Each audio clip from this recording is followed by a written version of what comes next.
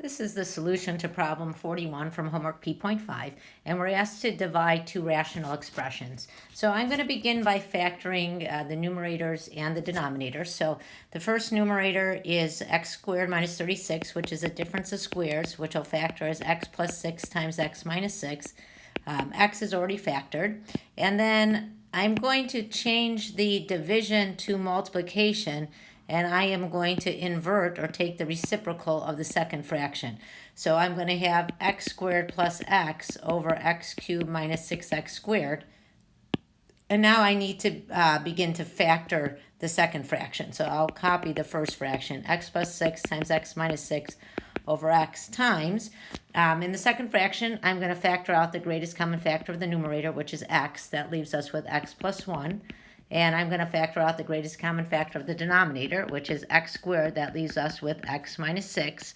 Now we're going to cancel out common factors from the numerator and the denominator. So I have x minus 6 in the numerator, x minus 6 in the denominator. And remember, when we're multiplying fractions, we multiply the numerators and multiply the denominators. So I can cancel out a factor in any numerator with a factor in any denominator when they're written in this form, as long as it's not a complex fraction. And then I can cancel out x from the numerator and the denominator. So that's going to leave us with x plus 6 times x plus 1 over x squared. And for any factor that we cancel out that is no longer in the denominator, we need to exclude values that made that factor 0. So we canceled out x minus 6. And we need to make sure that that value is not 0 because we changed the expression a little bit. So we need to write x is not equal to 6. That's the simplified expression. However, you will also note that we factored out an x. But we factored out this x, but there is still the factor x squared in the denominator.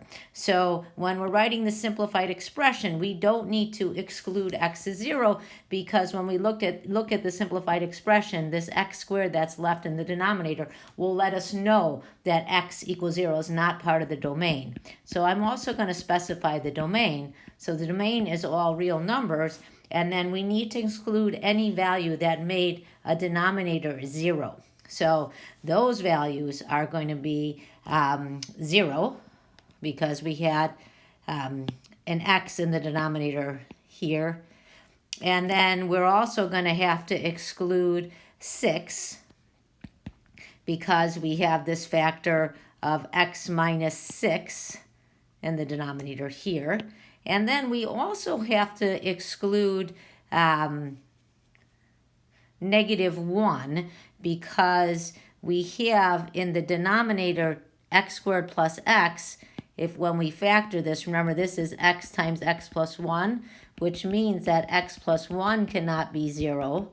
So x cannot be negative 1. So that is also one of the values. So I'm going to rewrite this a little bit because I didn't write that so well. So I'm going to say the domain is all real numbers such that x is not equal to negative 1, 0, or 6.